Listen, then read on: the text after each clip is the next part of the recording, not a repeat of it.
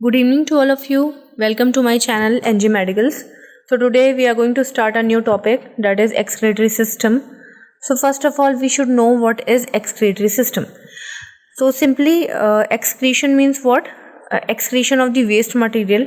So यहाँ पे हम human excretory system discuss करने जा रहे हैं. That means whatever the waste material in a human body will be excrete out. That is out of the body.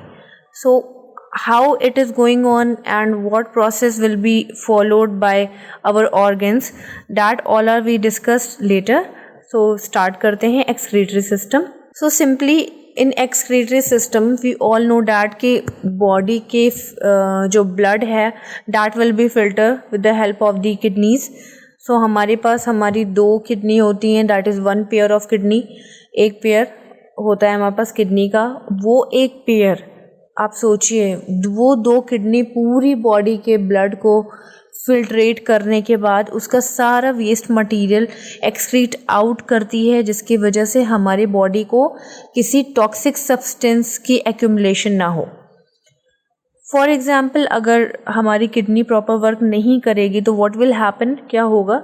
Simple सी चीज़ है, waste material हमारे increase हो जाएंगे हमारी बॉडी में, टॉक्सिक सब्सटेंस इंक्रीज़ हो जाएंगे बॉडी में. अगर मान लीजिए जैसे एक्सक्रीटरी सिस्टम में मान लीजिए हमारा कार्बन डाइऑक्साइड जो है वो एक्सक्रीट आउट हो रहा है और कहीं ना कहीं हमारी किडनी प्रॉपर वर्क नहीं कर पा रही है, कोई ना कोई ऐसी प्रॉब्लम हो गई मान लीजिए जिसमें हमारी किडनी प्रॉपर वर्क नहीं कर पाई, तो क्या प्रॉब्लम हो सकती है? एबनॉर्मल कार्बन डाइऑक्साइड का क्या होगा? इंक्रीज इन कार्बन डाइऑक्साइड हो जाएगा. So that will be known as a hypercapnia. हम अगर ज़्यादा कार्बन डाइऑक्साइड इंक्रीज हो जाता है बॉडी में तो that will indicate as a hypercapnia. Hypercapnia हम उसे बोलते हैं. सो हाइपर कैप्निया से क्या प्रॉब्लम है? मान लीजिए कार्बन डाइऑक्साइड ज़्यादा बढ़ गया.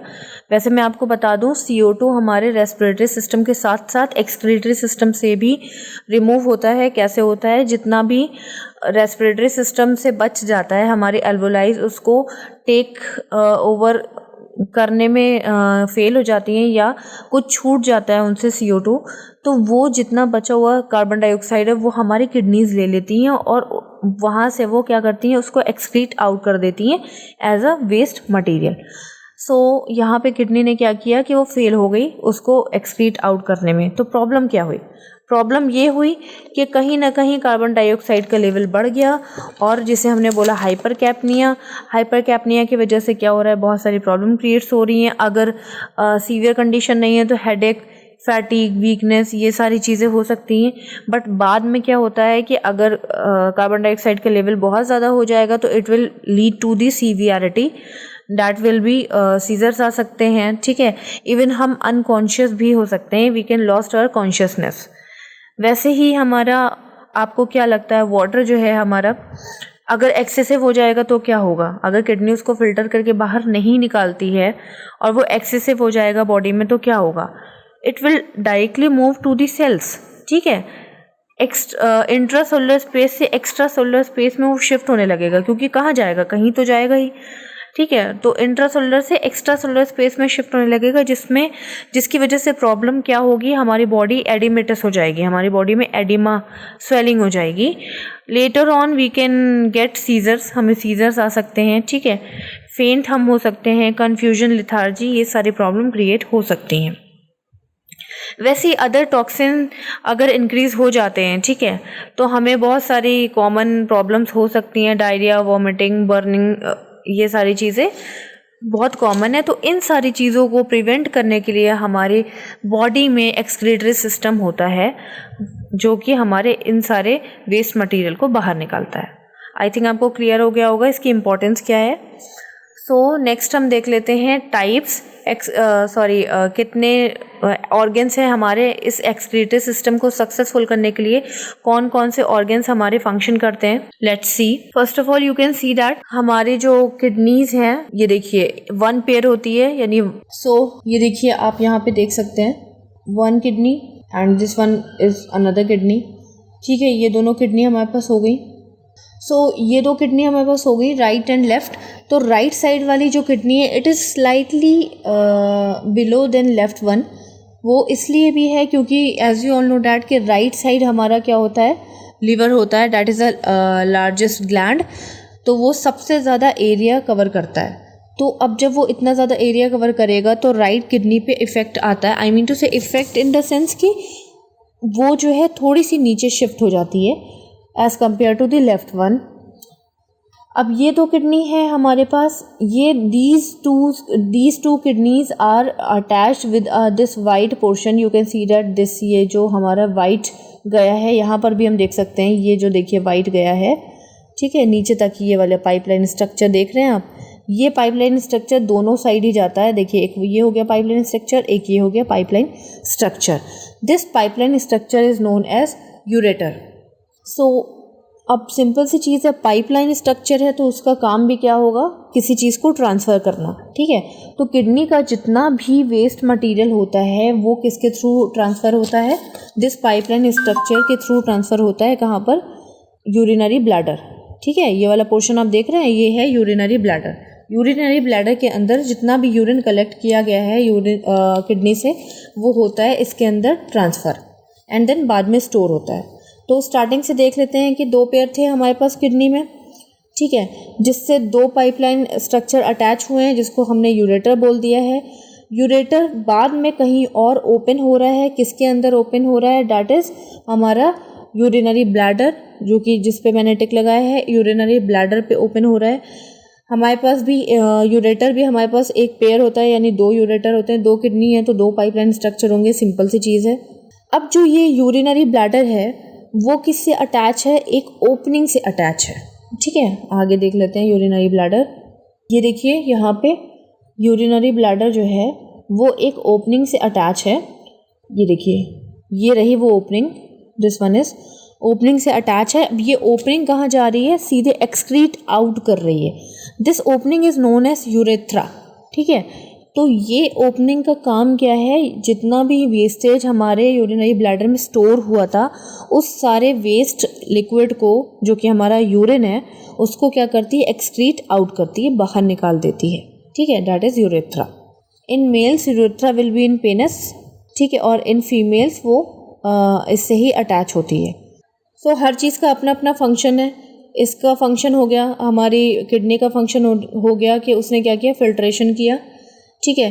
फिर ये वाला जो पाइपलाइन स्ट्रक्चर था हमारा, ये जो पाइप गया है, ठीक है, दोनों साइड, ये देखिए दोनों साइड जो पाइप गए हैं, इनका फंक्शन क्या है कि उस वेस्ट मटेरियल को एक्सक्रीट आउट कराना, मतलब उस वे में ले जाना कि जिससे कि वो एक्सक्रीट आउट हो जाए। मतलब वो कहाँ लेके जा रहे हैं, यूरिनरी ब्लैडर में लेके जा रहे हैं। यूरिनरी ब्लैडर का फंक्शन क्या होगा, स्टोर करना यूरिन को, ठीक है। तो इसकी एक प्रॉपर्टी भी होती है कि ये कॉन्ट्रैक्शन और रिलैक्सेशन भी करता है हमारा यूरिनरी ब्लैडर। ये क्या करता है, जब तक इसमें पूरा कंप्लीटली यूरिन फिल नहीं हो जाता है, ठीक है, तो ये फिल करता रहता है, अपने अंदर स्पेस देता रहता है, और जैसे ही कंप्लीटली फिल हो जाता है तो इसके अंदर कॉन्ट्रैक्शन और रिलैक्सेशन स्टार्ट हो जाता है, जिसकी वजह से यूरिन हमारा पास आउट हो जाता है। अब इसका स्ट्रक्चर आप देख लीजिए, तो ये नीचे से नैरो है, ऊपर से ये देखिए डोम शेप्ड है, नीचे से ये नैरो है। अगर ये नीचे से नैरो नहीं होगा तो सिंपल सी चीज़ है कि यूरिन हमारा कॉन्ट्रैक्शन के टाइम पे यूरिन नीचे की तरफ नहीं जाएगा और बैक फ्लो होने के पूरे चांसेस होते हैं, इसलिए ये नीचे से नैरो बनाया गया है।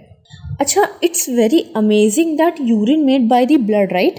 यूरिन ब्लड से मिलके बनता है, जबकि हम सब जानते हैं कि blood is having the another property just opposite to urine. जैसे दोनों का कलर अलग होता है, अगर कंपेयर करें, ब्लड का कलर अलग होता है, यूरिन का अलग होता है, दोनों की स्मेल अलग होती है, दोनों का पीएच अलग होता है, दोनों का कंपोजिशन अलग होता है। All the things are just different, ठीक है, एकदम अलग है सब कुछ। फिर भी जो यूरिन है हमारा, जो वेस्ट प्रोडक्ट है, वो हमारे ब्लड से ही बन रहा है। ओके, लेट्स सी सब कुछ क्या हो रहा है, कैसे हो रहा है। कनेक्शन तो हमने देख लिया है कि कैसे एक दूसरे से कनेक्टेड है। तो हमारी किडनी बीन शेप की होती है, ठीक है। इसके ऊपर वाले पोर्शन में, जो किडनी का ऊपर वाला पोर्शन है, उस पे एड्रिनल ग्लैंड होती है। हाँ, ये देखिए यहाँ पे ये वाला ऊपर वाला पोर्शन, इस पे ये है एड्रिनल ग्लैंड। ये एड्रिनल ग्लैंड एंडोक्राइन सिस्टम में पढ़ लेंगे।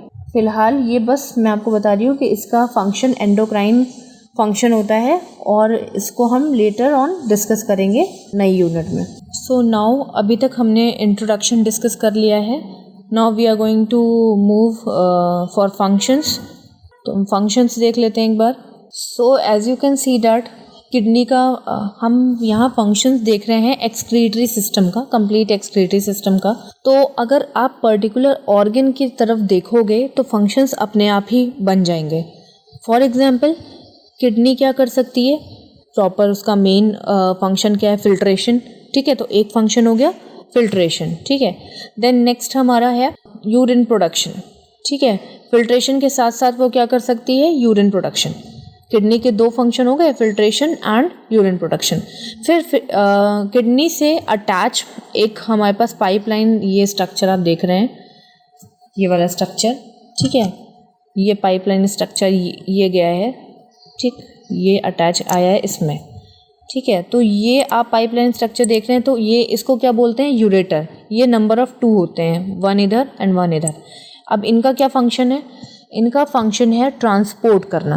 भाई इसने बना लिया है यूरिन, ठीक है, या इसने फिल्टर कर लिया है, तो अब क्या करेगी, ये कहीं ना कहीं तो सेंड करेगी, तो उसके लिए एक ट्रांसपोर्टेशन होना चाहिए। तो ये ट्यूब्स हमारे क्या कर रहे हैं, ट्रांसपोर्ट कर रहे हैं। तो थर्ड फंक्शन हमारा क्या हो गया, ट्रांसपोर्ट हो गया। देन ट्रांसपोर्ट के बाद अब ये ट्रांसपोर्ट हुआ तो कहीं ना कहीं तो यूरिन स्टोर होगा, राइट। तो यूरिन हमारा कहाँ स्टोर हो रहा है, इस एरिया में। इस एरिया को हमने क्या बोला, यूरिनरी ब्लैडर। तो यूरिनरी ब्लैडर के क्या काम है, यूरिन को स्टोर करके रखना। स्टोरेज हो गया एक हमारा। फिर आता है प्रोटेक्शन। तो सिंपल सी चीज़ है, ये हमारा सिस्टम जो है, एक्सक्रीटरी सिस्टम, अपने आप ही प्रोटेक्ट कर रहा है। मैंने आपको टॉक्सिक सब्सटेंस और कार्बन डाइऑक्साइड का एग्जाम्पल दे ही दिया है कि अगर ये फिल्ट्रेशन नहीं करेंगी और प्रोटेक्शन हमारा नहीं हो पाएगा, क्योंकि हमारे अंदर टॉक्सिक सब्सटेंस ज़्यादा प्रोड्यूस हो जाएंगे और इंक्रीज़ हो जाएंगे। Then excretion. अब लास्ट में जब यहाँ पे स्टोरेज हो गया है तो उसको बाहर भी तो जाना है ना, तो एक फंक्शन हो गया एक्सक्रीशन। अगर यूरिनरी ब्लैडर नहीं हुआ, आप सोचिए, अगर यूरिनरी ब्लैडर नहीं हुआ तो यहाँ से यूरिन प्रोड्यूस हो के सीधे जाएगा, एक्सक्रीट हो जाएगा। तो इसका मतलब वहाँ स्टोरेज नहीं होगा, तो हम क्या ऑल द टाइम वॉशरूम में तो बैठे नहीं रहेंगे, राइट। तो इसका भी बहुत इंपॉर्टेंट फंक्शन है कि वो स्टोर करके रख रहा है, ठीक है। जब वो स्टोर कर लेता है कम्प्लीटली, अब उसको क्या करना है, अर्ज हो रही है हमें यूरिन पास करने की, तो एक्सक्रीट करके हम आ रहे हैं with the help of this opening urethra, okay. And last is balance maintain करके रख रहा है। वो बैलेंस कैसे मेंटेन करेगा, सिंपल सी चीज़ है, एसिड बेस बैलेंस मेंटेन करके रखेगा। हमारे रेस्पिरेटरी सिस्टम और एक्सक्रीटरी सिस्टम बोथ से क्या होता है कि हमारे टॉक्सिक सब्सटेंस बाहर चले जाते हैं, एसिडिक सब्सटेंस भी बाहर चले जाते हैं, तो वो हमारे बॉडी के एसिड बेस बैलेंस को मेंटेन करके रखता है। ये हो गया हमारे फंक्शंस। नेक्स्ट देख लेते हैं। सो अब फर्स्ट ऑर्गन पे आ जाते हैं, that is our kidney. Kidney से ही सारी चीज़ें स्टार्ट हो रही है, आई मीन फिल्ट्रेशन स्टार्ट हो रहा है, फिर प्रोडक्शन ऑफ यूरिन हो रहा है। तो हम पहले किडनी को देख लेंगे कि किडनी में क्या क्या हो रहा है। देन फर्स्ट ऑफ ऑल मैं आपको पहले ही बता चुकी हूँ, राइट एंड लेफ्ट किडनी का कि राइट किडनी थोड़ी सी जो है बिलो होती है as compare to the left, ठीक है। इसका मेन फंक्शन क्या होता है, अभी हमने देख लिया फिल्ट्रेशन। देन शेप मैं आपको बता चुकी हूँ कि ये बीम यानी राजमे की तरह होती है, बीम शेप की होती है। देन इसका साइज़ होता है 10 से 12 सेंटीमीटर इन लेंथ। तो 10 से 12 सेंटीमीटर बहुत ज़्यादा बड़ी नहीं होती हैं, 10 से 12 सेंटीमीटर लेंथ में होती हैं, जो कि कहाँ पे होती है, इनका जो सिचुएटेड कहाँ पे होती है, इनकी लोकेशन होती है थोरासिस 12 से लंबर 3 वर्टिब्रा में। तो आपको शायद वर्टिब्रल कॉलम याद होगा, नहीं याद होगा तो चलिए एक बार देख लेते हैं। ये देखिए, तो हमारी जो नेक के साइड में होती है, ठीक है, vertebral column, that is clavicle. Then उसके बाद हम लोग देखिए 12 हमारे पास थोरासिस होती हैं, 7 क्लैविकल होती हैं, 12 थोरासिस होती हैं, लंबर 5 होती हैं, एंड देन उसके बाद पैल्विक बोन आ जाती है, उसमें सेक्रम और कॉकेक्स होती है। चलिए वो ठीक है, हम यहाँ पे थोरासिस और लंबर डिस्कस कर रहे थे। तो 12 थोरासिस होती हैं, तो जो 12th थोरासिस है, ये वाली लास्ट वाली थोरासिस से हमारी किडनी स्टार्ट होती है और 3rd नंबर पे स्टॉप हो जाती है, 1, 2 एंड 3। ये 3rd नंबर पे किडनी स्टॉप हो जाती है, यानी कि ये कितना एरिया कवर कर रही है, डैट इज़ अप्रॉक्सीमेटली कितना कर रही थी वो कवर, मैंने आपको अभी बताया कितना कर रही थी, साइज़ 10 से 12 सेंटीमीटर लॉन्ग है ये, और 2 to 3 सेंटीमीटर इसकी थिकनेस है, एंड 5 से 7 सेंटीमीटर इसकी विड्थ होती है। तो देखिए डायग्राम से आपको क्लियर हो गया होगा, एक तरह से लोकेशन आपको क्लियर हो गई होगी। देन और देख लेते हैं इसमें, फिर आ जाते हैं इसके फंक्शन पे। तो प्रोटेक्शन का काम कर रही है, ठीक है, और खुद भी किसी के थ्रू प्रोटेक्ट हो रही है। अब किसके थ्रू प्रोटेक्ट हो रही है? ये हो रही है हमारे रिब्स के थ्रू प्रोटेक्ट, ठीक है। ये देखिए, अगर आप यहाँ इस वाले डायग्राम में देखें, फंक्शन के जो साइड में डायग्राम है, यहाँ पे रिब्स के थ्रू क्या हो रहा है, रिब्स क्या कर रही है, इसको प्रोटेक्ट करके रख रही है। कोई भी इंजरी होने से पहले रिब्स पे आएगी चोट, उसके बाद वो इंजरी कहीं ना कहीं इंटरनल रिब्स के इंटरनल ऑर्गन्स पे आएगी, ठीक है। तो इनको प्रोटेक्शन कौन दे रहा है? रिब्स।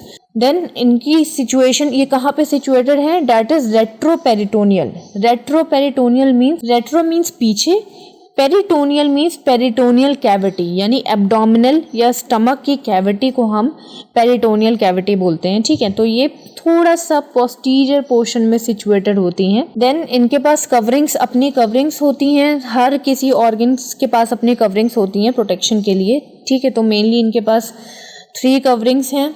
हम लोग बिल्कुल अंदर से स्टार्ट करते हैं, एकदम इंटरनल वाली से। तो इंटरनल कवरिंग जो है वो फाइब्रस कनेक्टिव टिश्यू से मिलके बनी हुई है, उसकी इंटरनल या फर्स्ट कवरिंग, जिसका काम है स्ट्रेंथ प्रोवाइड करना, प्रोटेक्शन भी करना। देन नेक्स्ट हमारी आ जाती है दूसरी कवरिंग। हमारे पास 3 कवरिंग थी। सेकंड कवरिंग आ जाती है हमारी, सेकंड लेयर जो है वो एडिपोस कैप्सूल के मिलके बनी होती है। ये येलो पोर्शन देखिए, ये है एडिपोस कैप्सूल, ठीक है, ये येलो पोर्शन, ठीक है, एडिपोस कैप्सूल से मिलके बनी होती है, ठीक। इसका भी मेन फंक्शन क्या होता है कि ये शॉक एब्जॉर्बर होती है। Shock absorber means cushion provide करती है, दैट इज प्रोटेक्शन में हेल्प करती है। देन थर्ड लेयर हमारी होती है रीनल फेसिया, ठीक है, जो आउटर लेयर है हमारी that is renal fascia.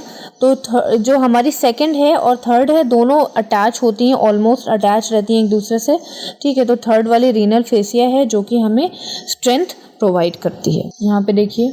Then 1700 litres of the blood daily किसी भी एडल्ट में फिल्टर होता है किडनी के अंदर, और जितना निकलता है that is 2 litre liquid per day. तो हम जानते हैं कि हमें 3 लीटर पानी वाटर पीना चाहिए पर डे। 3.7 लीटर है मेल्स में एंड 2.7 लीटर है फीमेल्स में, ठीक है। तो हमें 2 to 3 लीटर पानी, इसलिए हम बोलते हैं 2 to 3 लीटर हमें वाटर ड्रिंक करना चाहिए। तो उसी के अकॉर्डिंग यहाँ पे देखिए 2 लीटर एक्सक्रीट आउट हो रहा है, ठीक है। 2 लीटर एक्सक्रीट आउट हो रहा है हमारा एज अ यूरिन बन के। So after completing the outer structural view of the kidney, now we are going to start the inner view of the renal. So first of all we have to do the cross section. So as you can see that I cut the kidney and now we are going to see the cross section view. So this is a cross section view of the kidney. As you can see that the internal portion is very complicated. So we will make it easy after discussing all the organs, all the parts. If you are able to see this portion, this light portion which I am going to color it, ठीक है, ये yellow portion आप देख रहे हैं, this light colored portion is known as renal cortex. First of all kidney is also known as renal, so it's very common, अगर कहीं पर भी renal आता है या kidney आता है, both are same, so don't be confused. This colored portion I told you कि this is a renal cortex. तो renal cortex is the outer portion of the inner section, ठीक है, inner section का ये outer part है, ठीक है, edge part of the renal, ठीक है। So it is containing many things like you can see that this one, these are the capillaries, blood capillaries, ये आप देख सकते हैं blue and red portion, this blood capillaries, and the most important ये वाले portion आप देख रहे हैं, this portion, ये long branches like projections आप देख रहे हैं, these are the neurons. Okay, we will discuss later about the neurons in deep. So cortex का क्या काम है? It is providing the home to the blood capillaries and neurons. Okay. So after the completion of the this renal cortex, there is another portion that is renal medulla. This portion you can see that this portion is renal medulla. Okay. अब इस portion का क्या काम है? It is also containing the rest of the part of the neuron. Neuron का rest of the part भी ये भी कंटेन करता है, पर बहुत ज़्यादा नहीं, थोड़ा सा part. We will discuss later about it.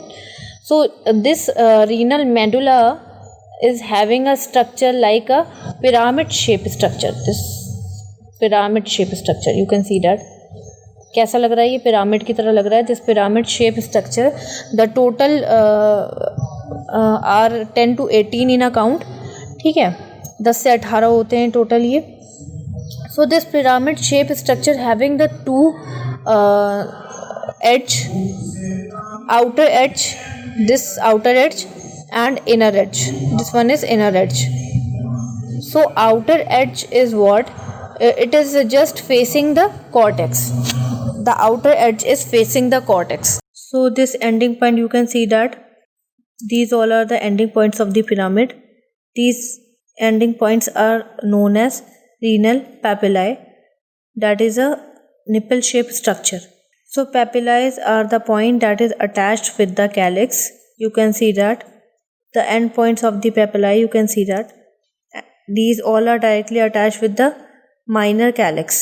That small projections are known as minor calyx. These blue portions, these blue ticks. So these calyx are also further divided into other part, that is major calyx. Calyx are divided into small parts, branches, that is minor calyx, and further they are composed and make a major calyx. After that, these major calyx further compose and form a broad portion, that is renal pelvis. You can see that a way is making with the help of these three structures and goes towards the urethra, the head of the urethra. So इनका main function क्या है कि ये एक pathway provide करते हैं जिसके through हमारा filtered urine goes into the renal pelvis and then to the urethra. And then next one is, this portion is hilum. Okay, ये जो portion है, this portion is hilum. As you can see that in this portion, it is a slight depressed part. ये slightly depressed part है, और we can see that an entrance point of the vessels, nerve and ureter. ठीक है, तो इसका क्या काम है? ये एक एंट्रेंस पॉइंट दे रहा है, एक डिप्रेसिव पार्ट है और एक एंट्रेंस पॉइंट दे रहा है किसके लिए? नर्व्स के लिए, वेसल्स के लिए और यूरेटर के लिए. So as we all know that the nephrons are the structural unit of the kidney. So they all are situated, I told you, they all are situated at the point of the, at the junction of the cortex. Now we are going to discuss about the nephrons. So they are the functional unit of the kidney. So ये कितनी होंगी? आपने सोचा है कि पूरी body के blood को फिल्ट्रेट करने के लिए they have to be more, उनको बहुत होना चाहिए. So the total amount of nephrons in our kidney are 2.4 millions. Can you imagine? 2.4 millions, 1.2 million in each kidney. इतनी होने के बाद ये जाके हमारी पूरी बॉडी के ब्लड को फिल्ट्रेट करते हैं. So any problem in a nephron will directly lead to the kidney disease. The next is in nephron. First of all we will discuss the structure. So can you see this point, this white portion? These white portions are nephrons, और जिस पे है ये situated है. ठीक है, this portion is known as, आपको याद होगा, कॉर्टेक्स, जो कि लाइट ब्राउन कलर का था, दिख रहा था उसमें. ठीक है, मैंने आपको बताया था कि वो एक शेल्टर प्रोवाइड करता है नेफ्रॉन को, पर not complete nephron. More than half portion of the nephron will situated at this point या एट दिस कॉर्टेक्स एरिया. ठीक है, एंड जो जितना भी रेस्ट ऑफ द पॉइंट है नेफ्रॉन्स का, these all are situated at the medulla portion. Renal medullary portion हमने discuss किया था, अंदर वाला, पिरामिड के अंदर वाला. ठीक है, उस मेडुलरी पोर्शन में सिचुएटेड है. So one by one we will discuss the part of the nephrons. See this image. इस इमेज में जो भी आपको ये पार्ट दिख रहा है, this starting point of the nephrons are known as capillaries. Nephron capillaries से मिलके बना है हमारा ये आर्ट्रियोल्स हैं ये हमारी नेफ्रॉन्स की, एक एफेरेंट और efferent artery, efferent and efferent artery से मिलके हमारा बना है नेफ्रॉन। ठीक है, तो हमारा स्टार्टिंग पॉइंट किससे मिलके बना है? Efferent and efferent. So these efferent, एक तरफ से ये देखिए इफेरेंट आ रही है and from the another side efferent will come. ठीक है, ये कहीं ना कहीं जाके एक दूसरे से मिंगल हो रही हैं। ठीक है, ये मिंगल पॉइंट जहाँ पे ये एक दूसरे से मिक्स हो रही हैं, this mixing point is known as glomerular capillary tuft. ठीक है, ग्लोम्युलर कैपिलरी टफ्ट क्यों बोला गया है? इस पूरे पोर्शन को, ये देखिए इस पूरे पोर्शन को, ये आप देख रहे हैं, this complete portion is known as glomerulus. ठीक है, तो ग्लोम्युलस के पास या ग्लोम्युलस के अंदर जो भी पोर्शन है उसको हम ग्लोम्युलस के कहीं ना कहीं नेम से आइडेंटिफाई कर रहे हैं। ठीक है, दैट इज ग्लोम्युलर कैपिलरी टफ्ट। ग्लोम्युलस से बना ग्लोम्युलर कैपिलरीज जो हमारी आर्टरियोल्स थी वो आगे चल के ब्रांचेस में डिवाइड हो गई। That branches we all know that known as capillaries. ठीक है, तो ग्लोम्युलर कैपिलरीज और ये मिंगल पॉइंट जहाँ पे मैच किए हैं उसको हमने बोल दिया टफ्ट। सो आगे चल के आगे हम डायग्राम में देख लेते हैं। ये डिवाइड होती हैं ये सराउंडेड होती हैं टिश्यूज में। That tissues are known as visceral epithelial tissues या सेल्स। ये देखिए यहाँ पे आप देख सकते हो कि ये जो ब्लैक कलर के टिश्यूज मैंने बनाए हैं, that tissues are known as visceral epithelial cells. ठीक है, ये सब वेसरल एपिथेलियल सेल्स हैं जिन्होंने डायरेक्टली एक पोर्शन दिया है या डायरेक्टली इनको सराउंड किया है हमारे टफ्ट को।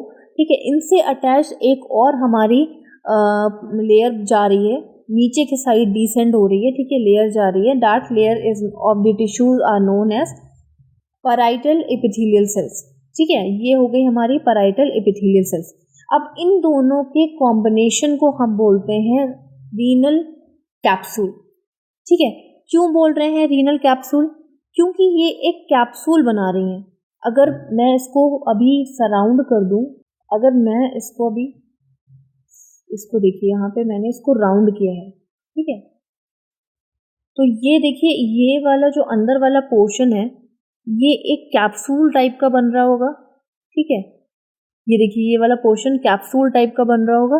ठीक है, तो इसलिए ये कैप्सूल टाइप का एक पोर्शन बना रही है जिसको हम बोलते हैं, इनकी सराउंडिंग को हम बोलते हैं, इन दोनों के कॉम्बिनेशन को हम बोलते हैं रीनल कैप्सूल। ठीक है, ये दोनों मिलके बना रहे हैं रीनल कैप्सूल, दोनों टिश्यूज, और एक कैविटी भी बना रहे हैं। ठीक है, बीच में एक खाली जगह बना रहे हैं, दैट इज कैविटी। ठीक है, कैविटी आपको दिख रही होगी, ये कैविटी बना रहे हैं। ठीक है, इस कैविटी को हम बोल रहे हैं ग्लोम्युलर बोमेन्स कैप्सूल। ठीक है, इस कैविटी को हम बोलते हैं बोमेन्स कैप्सूल। अब बोमेन्स कैप्सूल का इंपॉर्टेंस क्या है? जितना भी यहाँ से हमारा ब्लड लिया गया है कैपिलरीज से, जो भी रिसीव किया गया है वो सारा आया है इसके अंदर कलेक्ट हुआ है, जिससे कि वो फिल्टर हो सके फर्दर। ठीक है, इसीलिए इसको हम बोल रहे हैं बोमेन्स कैप्सूल। एक स्पेस बन रहा है, इसको हम बोल रहे हैं बोमेन्स कैप्सूल। ओके, हम फर्दर फिजियोलॉजी में डिस्कस करेंगे कि ये फिल्टर कैसे हो रहा है और कहाँ से कौन से पाथवे में जा रहा है, वी विल डिस्कस लेटर। अभी हम सिर्फ स्ट्रक्चर पे फोकस कर रहे हैं। देन नेक्स्ट आ जाता है हमारा, इसके बाद नेक्स्ट हमारे टिश्यूज एक लेयर एपिथेलियल टिश्यू की एक लेयर आ जाती है, डिसेंडिंग एक पाथवे बना रही है। ठीक है, जितना भी हमने अभी तक किया है, ठीक, उसके आगे यहाँ तक हमने पढ़ा था अभी, उसके आगे एक पाथवे बन रहा है with the help of the epithelial cells. ठीक है, तो ये एपिथेलियल सेल्स क्या कर रहे हैं? सिंपल सी चीज़ है, एक और पाथवे दे रहे हैं जिससे कि हमारा जितना भी फिल्ट्रेशन का कंसंट्रेशन या जो भी हमारा कंटेंट है वो आगे जा सके और एब्जॉर्ब हो सके, क्योंकि इनका मेन फंक्शन है रीअब्जॉर्प्शन करना। ठीक है, जो स्पेशल न्यूट्रिएंट्स हैं जो हमारी बॉडी के लिए बहुत बेनिफिशियल हैं, जिनकी नीड है हमारी, ठीक है, उनका रीअब्जॉर्प्शन होता है with the help of these epithelial cells. That epithelial cells are known as proximal convoluted tubules. ठीक है, ट्यूब लाइक स्ट्रक्चर है इसलिए ट्यूब्यूल्स। ठीक है, प्रॉक्सिमल मीन्स पास में। ठीक है, convoluted tubules, proximal convoluted tubules हो गया हमारा। अब इनका मेन फंक्शन क्या है? पहली चीज तो these all are connected with the, किससे कनेक्ट हो रहे हैं? ये देखिए रीनल कैप्सूल से कनेक्ट हो रहे हैं। मैंने आपको बताया रीनल कैप्सूल, दोनों टिश्यूज मिला के रीनल कैप्सूल बनता है, तो रीनल कैप्सूल से ये डायरेक्टली कनेक्टेड है क्योंकि इन्हें प्रॉपर पाथवे मेंटेन करना है और रिसीव करना है क्या? ग्लोम्युलर फिल्ट्रेशन, जो भी ग्लोम्युलर के थ्रू फिल्ट्रेशन हुआ है उसको रिसीव करना है, ठीक है। अब इनका लोकेशन कहाँ पे है?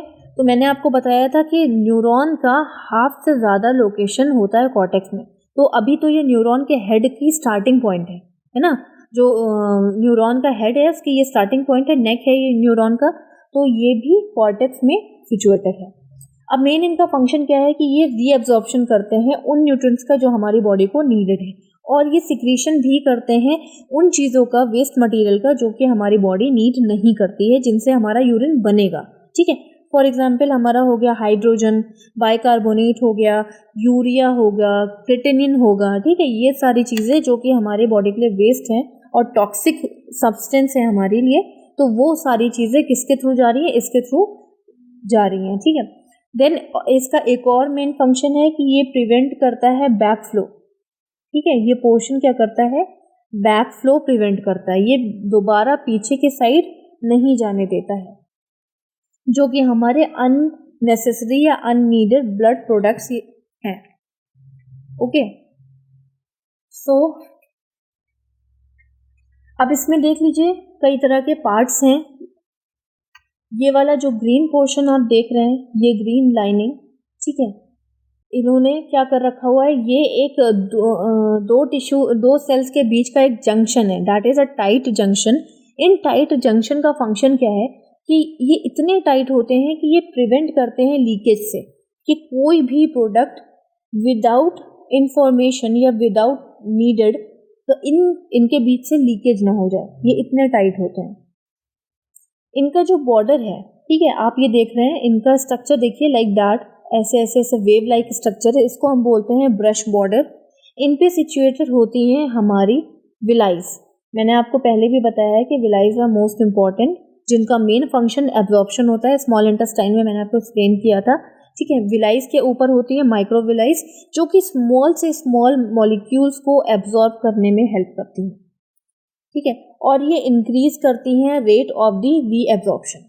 ये जो हमारे एपिथेलियल सेल्स हैं, ये देखिए एपिथेलियल सेल्स मैंने लिखा हुआ है, ये सब सेल से मिलकर बने हैं। ये जो हमारे एपिथेलियल सेल्स हैं, इनका भी एक मेन इंपॉर्टेंट वर्क क्या है? इनके पास अपना प्रोटीन होता है, मैंने आपको बताया था डिफ्यूजन सिस्टम पहले, इससे पहले वाले वीडियो में, ठीक है। तो इनका मेन फंक्शन क्या होता है? वो प्रोटीन क्या करता है? नीडेड न्यूट्रिएंट्स को कैरी करता है और नीडेड जगह पे छोड़ देता है ले जा करके, और जो वेस्ट मटेरियल है उनको ये क्या करता है? एक्सक्रीट आउट करता है, आगे के पाथवे में क्या करता है? ट्रांसफर कर देता है। आई थिंक आपको पीसीटी क्लियर हुआ होगा, प्रॉक्सिमल कॉन्वोल्यूटेड ट्यूब्यूल्स।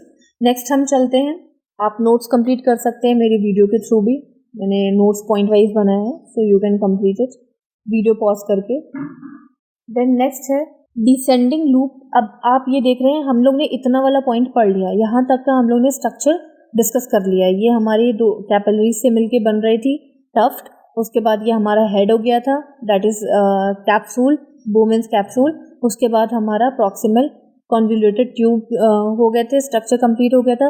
अब हम इसके बाद वाला स्ट्रक्चर देखते हैं, जो कि आप देख सकते हैं कि ये डिसेंडिंग नीचे की तरफ जा रहा है, इसलिए इसका नाम डिसेंड है, ठीक है। लूप है ये, देखिए लूप लाइक स्ट्रक्चर है, ठीक है, डिसेंड लूप है ये हमारा।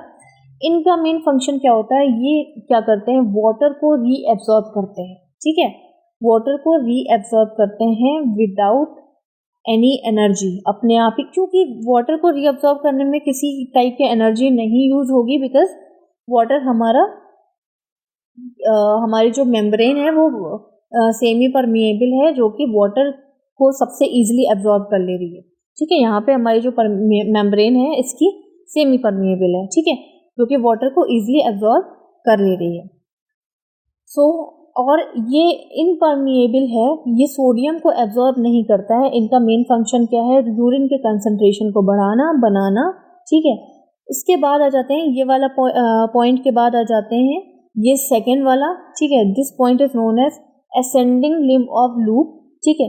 तो ये असेंडिंग लिम्ब ऑफ लूप ये भी अपने में अलग तरह के काम करता है, ठीक है। क्या काम करता है कि ये सोडियम पोटेशियम एंड क्लोरीन, ये सारी चीज़ों का क्या करता है, रीएब्जॉर्प्शन करता है। ये हमारी बॉडी के लिए नीडेड है, ठीक है।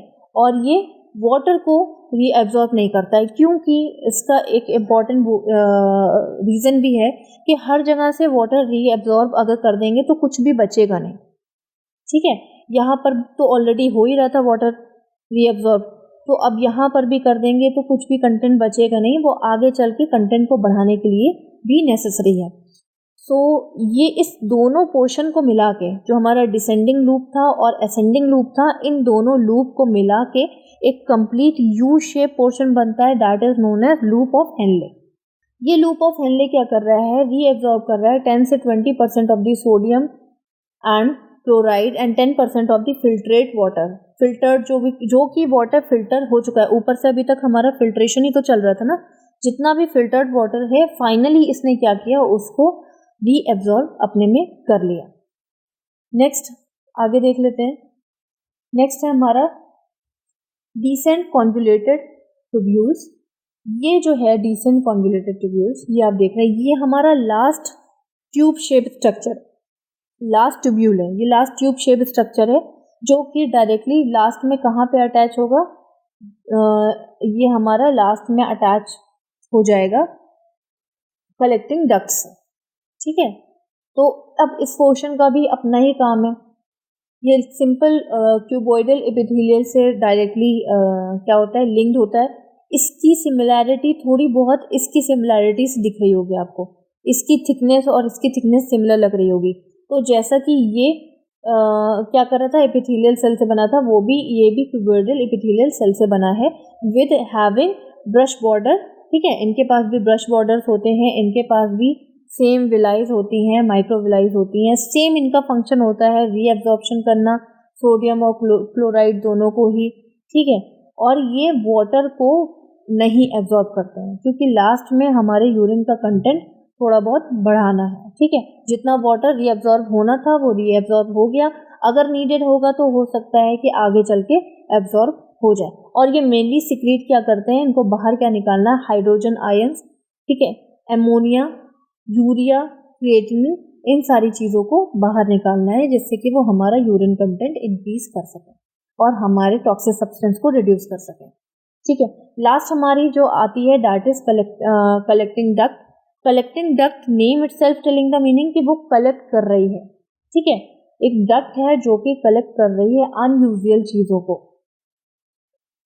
अब ये कलेक्टिंग डक्ट आप ये देखिए, यहाँ वहाँ तक का हमारा पोर्शन था कि वो हमारा सब कुछ सिचुएटेड था कॉर्टेक्स में, लेकिन इसके बाद वाला जो भी पोर्शन है वो हमारा किस में आ गया, रीनल मेडुला में, जो कि कॉर्टेक्स के जस्ट बाद था, ठीक है, रीनल मेडुला के अंदर। और ये कहाँ ओपन हो रहा है, ठीक है, ये लास्ट में कहाँ तक जा रहा है, ये वाला पोर्शन आप बेसल पोर्शन देख रहे हैं, this portion is known as renal papillae, जो कि एक निपल लाइक स्ट्रक्चर था। इस रीनल पैपिलाई का काम क्या है कि अब ये ट्रांसफ़र कर देगा, ठीक है, सारी चीज़ें ये ट्रांसफ़र कर देगा। पर उससे पहले ये renal papillae, it is divided into the two cells. First one is principal cell, जिनका फाइनल काम क्या है, रीअब्जॉर्प्शन करना सोडियम और वाटर को और पोटेशियम को सिक्रेट कर देना है। और उसके बाद आते हैं इंटरकैलेटेड सेल्स, ठीक है। ये इंटरकैलेटेड सेल्स क्या कर रहे हैं, फाइनली जितना जो बच गया है हाइड्रोजन आयंस, ठीक है, उनको सिक्रीट आउट कर रहे हैं, क्योंकि वो डेंजरस है हमारे लिए। और पोटेशियम जो हमें चाहिए था, क्योंकि हमें potassium pump, sodium potassium pump के लिए हमें पोटेशियम चाहिए होता है, तो ये पोटेशियम को क्या कर रहे हैं, रीअब्जॉर्ब कर ले रहे हैं। तो नेफ्रॉन का स्ट्रक्चर आई थिंक आपको क्लियर हो गया होगा, हर एक पॉइंट का, हर एक पार्ट का अपना ही इम्पॉर्टेंस है। देन इसके बाद हम जब फिजियोलॉजी डिस्कस करेंगे तो नेफ्रॉन्स के हर एक पोर्शन का फंक्शन सेपरेटली डिस्कस करेंगे डीप में। देन हमारा आ जाता है यूरेटर्स, जो कि दो ट्यूब लाइक स्ट्रक्चर थी, जो किसके बीच में अटैच थी, रीनल और हमारे यूरिनरी ब्लैडर के बीच में अटैच थी, जो एक ट्रांसफ़र करने का फंक्शन कर रही थी, ठीक है।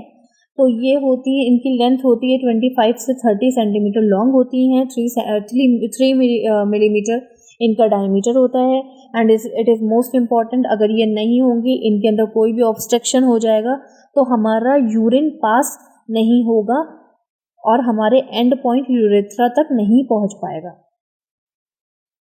वही इनका सेम फंक्शन है, मैं आपको ऑलरेडी इसके बारे में पूरा बता चुकी हूँ। इनका सेम वही फंक्शन है कि ये स्मूथ लेयर से मिलके बनते हैं और ये यूरिन को पास आउट करने में हेल्प करते हैं towards the urinary bladder. Next आता है हमारा यूरिनरी ब्लैडर, जो कि एक पियर शेप्ड स्ट्रक्चर है जिसके पास अपनी एक कैपेसिटी है, दैट इज 600 ml। ठीक है, तो ये क्या कर रहा है, ये डायरेक्टली कनेक्ट है, क्या रिसीव कर रहा है, यूरिन रिसीव कर रहा है with the help of the end point of the ureters. दोनों यूरेटर्स के एंड पॉइंट से क्या कर रहा है, रिसीव कर रहा है। और इसके पास दो स्फिंक्टर्स होते हैं, लास्ट पोर्शन में इसके पास दो स्फिंक्टर्स होते हैं जो कि क्लोज्ड रहते हैं, और जब यूरिन पास आउट होने का टाइम होता है तो ये ओपन हो जाते हैं। देखिए एक्सटर्नल स्फिंक्टर्स है, यूरेथ्रल स्फिंक्टर, ठीक है, ये क्लोज रहता है, और जब हमारे नर्व इम्पल्सेस एक्टिवेट होते हैं कि यूरिन को पास आउट करना है तब ये ओपन होता है, वरना हमारा यूरिन क्या हो जाएगा, ड्रॉप क्या हो जाए, एक्सक्रीट आउट होने लगेगा और हमें प्रॉब्लम हो जाएगी। जब इन स्फिंक्टर्स में कोई वीकनेस आ जाती है, ये वीक हो जाते हैं और ये टाइट नहीं रहते हैं, जैसे कि ओल्ड एज में मसल वीकनेस हो जाती है, उस टाइम पे क्या होता है कि हमारा यूरिन ड्रॉप बाय ड्रॉप जो होता है पास आउट होता है, और उस टाइम पे यूरिन में मतलब प्रॉब्लम हो जाती है, हमें ऑल द टाइम हमें लगता है कि यूरिन पास हो रहा है हमारा।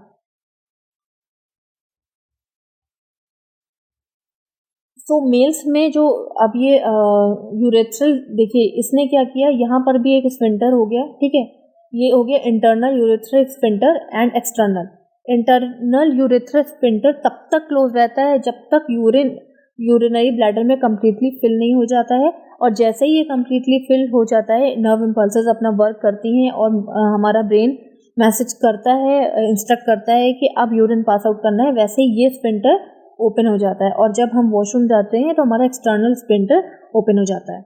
देन मेल्स में ये इसकी लेंथ ज़्यादा होती है क्योंकि ये पेनिस से होके जाता है, लाइक दैट। ये देखिए ये पाथवे, मेल्स में इसकी लेंथ ज़्यादा है, फीमेल्स में कम होती है क्योंकि फीमेल्स हैव वजाइना।